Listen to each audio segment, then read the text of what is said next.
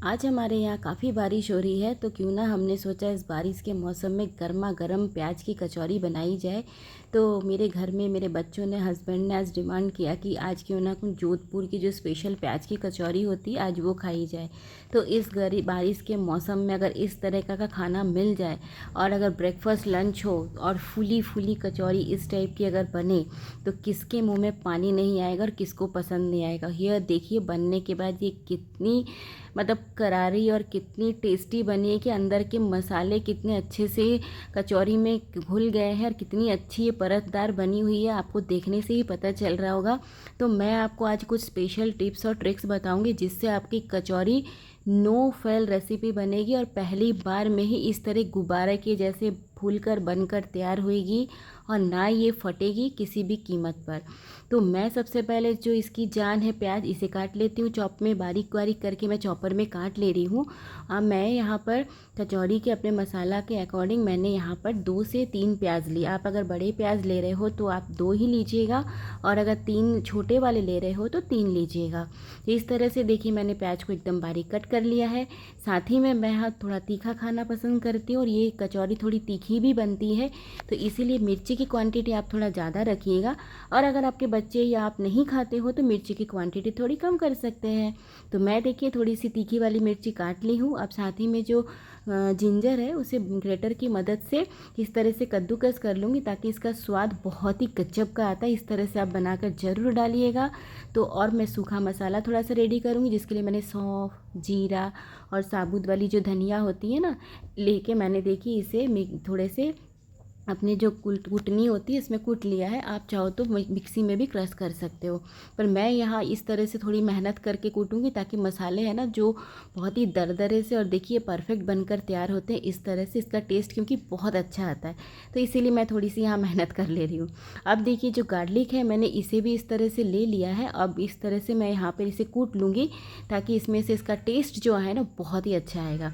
तो चलिए सारी तैयारी हो गई है, अब हम मसाला बना लेते हैं। तो कढ़ाई में सबसे पहले मैं यहाँ पे ऑयल ले लूँगी 2 चम्मच के आसपास। हमें ज़्यादा ऑयल नहीं डालना है, थोड़ा ही डालेंगे। साथ ही में तेल गर्म होने पर मैं यहाँ पे जीरा ऐड कर दूँगी और इसके बाद जो मैं थोड़ी सी हींग डालूँगी क्योंकि हींग के बिना तो कचौरी बहुत ही अच्छी नहीं बनेगी, स्वाद भी नहीं आएगा। तो क्योंकि जोधपुर में जो राजस्थान में हींग मिलता है ना वो बहुत ही टेस्टी लगता है, तो थोड़ी सी हींग हम ज़्यादा क्वांटिटी में डालेंगे। और जो मसाला हमने क्रश किया था ना अभी, जीरा धनिया सौंफ वाला, वो डाल देंगे। थोड़ा सा भुनते ही मैं यहाँ पे जो अदरक हरी मिर्ची वाला जो था हमने करके रखा था वो थोड़ा सा डाल देंगे क्योंकि इस तरह से भुनने से इसका टेस्ट बहुत अच्छा आता है। साथ ही में जो लहसुन हमने क्रश करके रखा था वो भी हम ऐड कर देंगे। आप चाहो तो तीनों को एक संग भी क्रश करके डाल सकते हैं। थोड़ा सा भुनने के बाद देखिए जो मैंने ऑनियंस बारीक काट लिए थे वो हम यहाँ पे इसी स्टेज पर डाल के थोड़ी थोड़ी धीमी आंच पर भूनेंगे। बहुत तेज़ आंच की हमें ज़रूरत नहीं है, मीडियम आंच रखेंगे। अब इसमें मैं एक ट्रिक यूज़ करूँगी बेसन, जिससे ये जो मसाला है बहुत ही टेस्टी बनकर तैयार होता है और हमारे जो आलू है उसमें मॉइस्चर भी नहीं रहता और हमारी कचौरी फटेगी भी नहीं, परफेक्ट बनकर तैयार होगी। तो ये आप ज़रूर डालिएगा।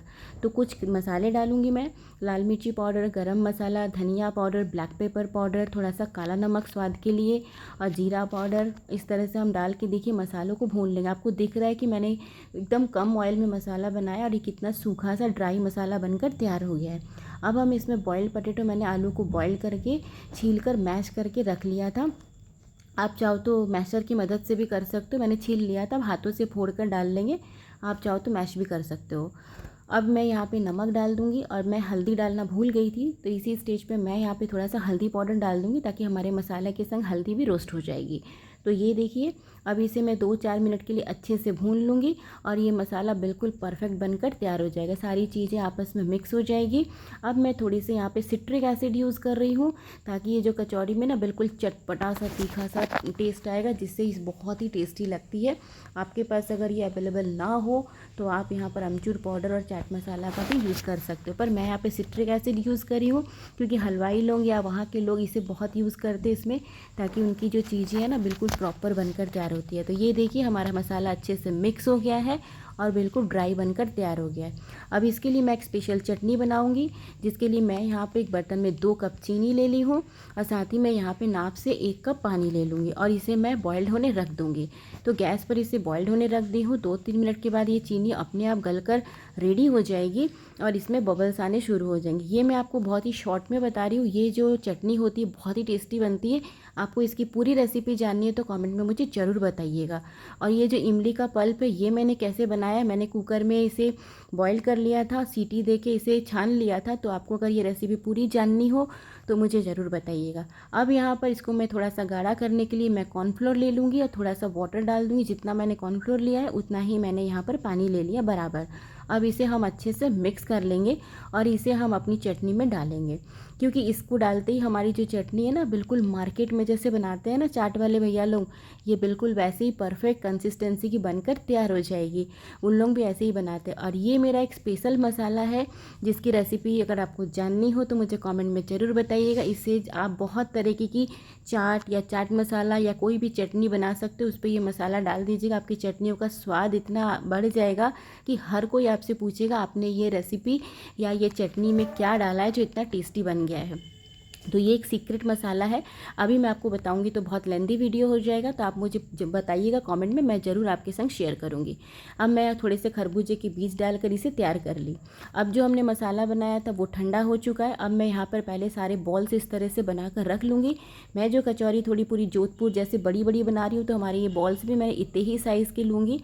आपको अगर छोटी छोटी कचौरी बनानी हो तो आप छोटे भी ले सकते हो। इससे आप रिबन के समोसे भी बना सकते हो, आपकी जो चॉइस है आप दोनों ही कर सकते हो।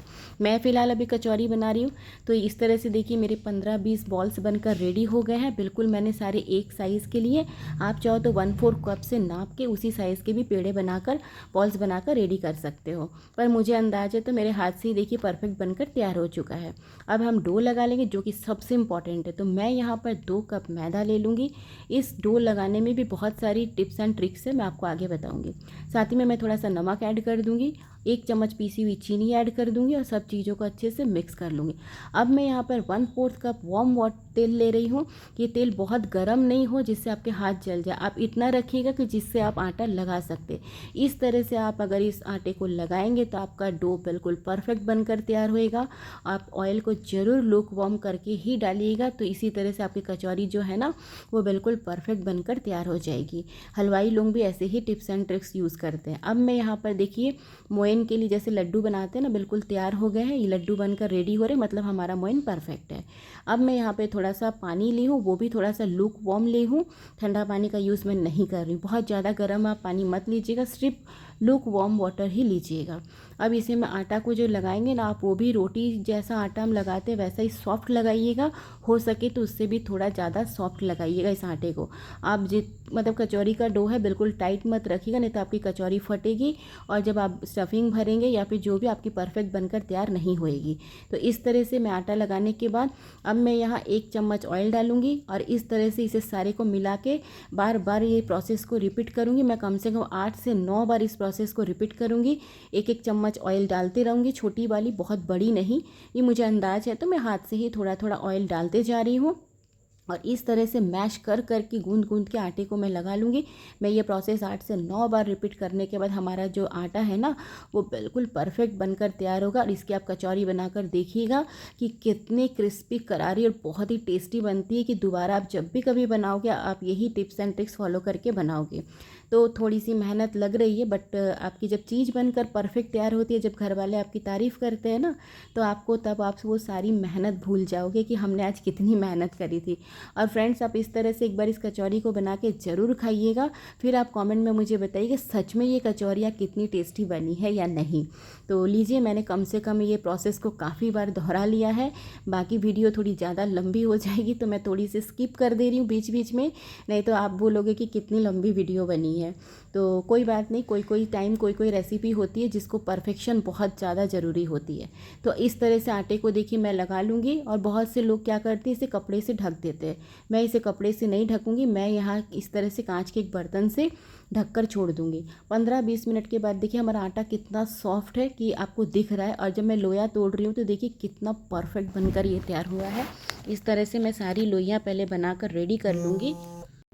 इस तरह से मैं लोहे को सारे तोड़ कर रख ली हूँ। अब देखिए मेरे को यहाँ बेलन लगाने की भी ज़रूरत नहीं है, ये मेरे हाथों से ही कितने आटा हमारा इतना सॉफ्ट है कि मेरा पूरा हाथ से ही ये बनकर तैयार हो जा रहा है। आपको मैं दिखा रही हूँ कितना सॉफ्ट बनकर तैयार हुआ है। और इसे हम फैला लेंगे और इस जो बॉल्स बनाए हैं ना अपने आलू वाला मसाला, इसको हम रख के देखिए आटा इतना सॉफ्ट है कि आटे को लोहे को हमको हिलाने की भी ज़रूरत नहीं। इस तरह से लेकर मैं इसकी स्टफिंग बना ले रही हूँ। और ऊपर का जो हिस्सा है ना, ये मैं थोड़ा सा जो है इसे दबा दे रही हूँ, आप चाहो तो निकाल भी सकते हो। अब देखिए रोल करके ये हाथ से ही दब जा रहे हैं। देखिए कैसे मैं हाथों से फैला फैला कर एकदम परफेक्ट कचौरी की साइज़ जैसे मार्केट में मिलती है ना, बिल्कुल वैसे ही मैं तैयार कर ले रही हूँ। और मैं आपको एक टिप्स एंड ट्रिक्स बताऊँगी जिससे आपकी कचौरी कभी भी नहीं फटेगी, ऑल टाइम परफेक्ट बनकर तैयार होगी। मैंने ना एक बर्तन में मैदा और उसमें थोड़ा सा पानी लेके एक पतला सा देखिए इस तरह से स्लरी बना लिया है। और इसे देखिए अब आप जो भी कचौरी बना रहे हो उस पर ये वाली स्लरी को अच्छे से लगा दीजिएगा और इसे आधे घंटे के लिए या 10 से 15 मिनट के लिए छोड़ दीजिएगा ताकि ये थोड़ी सी सूख जाएगी। और इस तरह से आपकी कचौरी बिल्कुल भी नहीं फटेगी। और अगर आपको लग रहा है कि तेल में डालने के बाद कोई टाइम थोड़ी सी फट भी गई है तो आप दोबारा से उसे निकाल के ये जो पेस्ट है इसे लगा दीजिएगा, आपकी कचौरी कभी भी नहीं फटेगी। आप कोई भी समोसा बनाओ, कुछ भी बनाओ, इस तरह से आप अगर ये स्लरी उसमें लगा देंगे ना तो आपकी ये जो कचौरी समोसे या कोई भी चीज़ परफेक्ट बनकर तैयार होएगी। तो ये टिप्स आप ज़रूर फॉलो करिएगा। तो मैं पहले सारी इस तरह से बना कर भर के रेडी करके रख लूँगी। मैं आपको दिखा रही हूँ फिर से दूसरी बना के, ये कितनी सॉफ्ट है। अब हाथ से पहले इस तरह से फैला लीजिए चारों तरफ से और देखिए हाथों से फिर दबा दीजिए। तो मैं ना तो यहाँ पे बेलन का यूज़ कर रही हूँ ना मुझे कुछ चाहिए, मैं सिंपल सा हाथ से देखिए इस तरह जैसे जोधपुर में मार्केट में बड़ी बड़ी कचौरियाँ मिलती है ना, मैं बिल्कुल वैसे ही तैयार कर ली हूँ। ये मैं आपको दूसरा भी दिखा रही हूँ। और वापस से जो स्लरी मैंने बनाया था उसे मैं हाथ से यहाँ पर लगा के दिखा रही हूँ। और इसे मैं थोड़ी देर के लिए सूखने के लिए छोड़ दूँगी, जब हम ऑयल में फ्राई करेंगे तब तक ये परफेक्ट हो जाएगी। और ये जो मैंने रखा है इसके ऊपर मैंने थोड़ा सा ऑयल लगा लिया था ताकि हमारी कचौरी चिपके नहीं नीचे से। तो ऑयल मैंने गरम करने रख दिया। मेरा ऑयल जो है बिल्कुल मतलब नॉर्मल टेम्परेचर में, बहुत ज़्यादा हम नहीं रखेंगे ऑयल को हीट, क्योंकि नहीं तो इसमें से ना बबल्स आ जाएंगे, फिर हमारी कचौरियाँ उतनी देखने में अच्छी नहीं लगेगी। तो इस तरह से देखिए मैं आँच को धीमी रख दी हूँ। और धीमी आँच पे जैसे हम समोसे का पकाते हैं या जो भी चीज़ पकाते हैं ताकि उसमें बबल्स नहीं आए, परफेक्ट बनकर तैयार होएगी। चम्मच से थोड़ा थोड़ा तेल ऊपर में डालते रहिए और फोक की मदद से आप इस तरह से अलट पलट करके सेक लीजिए। थोड़ी सी टाइम लगेगी, 5 से 7-8 मिनट लग जाएगी, या आपकी कचौरियों के ऊपर डिपेंड करती है आपने कितनी बड़ी साइज़ बनाई है छोटी बनाई है, उसी अकॉर्डिंग आपका टाइम लगेगा, पर कम से कम थोड़ा टाइम तो लगेगा। तो देखा फ्रेंड्स ये कचौरी कितनी फूल गई है और आपको एक भी फटी हुई नहीं मिलेगी, ना ऑयल पिएगा। मैं आपको ये 2 के बाद और दिखाऊंगी कि मैंने और 3 कचौरियाँ डाली हैं जो कि बिल्कुल भी परफेक्ट फूल कर बनकर तैयार हुई है। तो ये देखिए धीमी आंच पर मैंने तल दिया है, गोल्डन ब्राउन कलर आ चुका है और सबकी इतनी खुशबू इसमें से आ रही है कि सबके अब कंट्रोल ख़त्म हो चुके हैं। सब कह रहे कब हमें ये खाने मिलेंगे। तो ये लीजिए हमारी कचौरियाँ बनकर तैयार हो गई है और कितनी क्रिस्पी और करारी वो तो मैं आपको पहले ही दिखा चुकी हूँ। तो ये लीजिए हमारी ये बनकर तैयार हो गई है और मैं इसे प्लेटिंग कर देती हूँ। और इमली की चटनी के संग कलर देखिए कितना प्यारा आया है। और ये देखिए कचौरी मैंने और भी फ्राई करके रखी है, बिल्कुल फूली फूली और परफेक्ट। तो मिलते हैं नेक्स्ट रेसिपी में, टिल देन बाय बाय।